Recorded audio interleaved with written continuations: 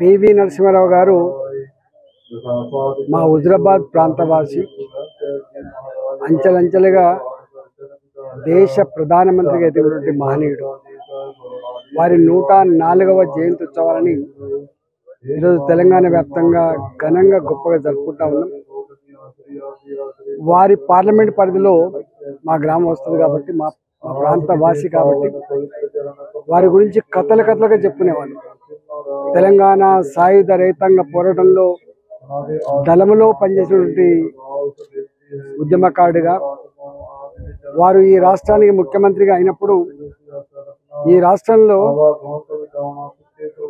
ఆనాడు రెసిడెన్షియల్ స్కూళ్ళని పెట్టి ఇవాళ అనేక మంది ఐఏఎస్ ఐపీఎస్ ఆఫీసర్లు ఆనిముత్యాలు కావడానికి సర్వే లాంటి రెసిడెన్షియల్ స్కూళ్ళని పెట్టి ఆనిముత్యాలు తీర్చిదిద్దిన ఘనత పివి గారు.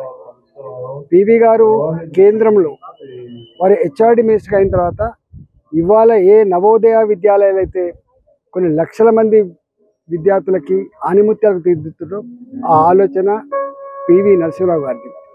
విదేశీ విధానాన్ని ప్రపంచ చిత్రపటం మీద మౌన్నతంగా ఆవిష్కరించినటువంటి మానవుడు కూడా పివి నరసింహారావు. వారు దేశ ప్రధానమంత్రిగా ఉన్నప్పుడు ఎన్ని ఆర్థికపరమైనటువంటి కష్టాలు ఉండేదో, మొత్తం ఈ దేశం ఏమైపోద్దని చెప్పి ఆందోళన పడుతున్న సందర్భంలో మొట్టమొదటిసారిగా లిబరలైజేషన్ గ్లోబలైజేషన్ తీసుకొచ్చి భారత ఆర్థిక వ్యవస్థను గాడిలో పెట్టడమే కాకుండా ప్రపంచంలో భారత ఆర్థిక వ్యవస్థ ఎదగడానికి దోహదపడ్డ నేత పివి నరసింహారావు. ఇలా వారు లేని లోటు నిజంగా బాధనిపించినప్పుడు కూడా వారు అనేక విషయాల్లో స్ఫూర్తి ప్రదాతగా ఉన్నారు. రాష్ట్రానికి దేశానికి నాయకత్వం వహించడమే కాకుండా రాజకీయ వ్యవస్థకి ఒక గొప్ప సందేశాన్ని ఇచ్చిన మహనీయుడు. వారికి ఘనంగా నివాళులర్పిస్తారు.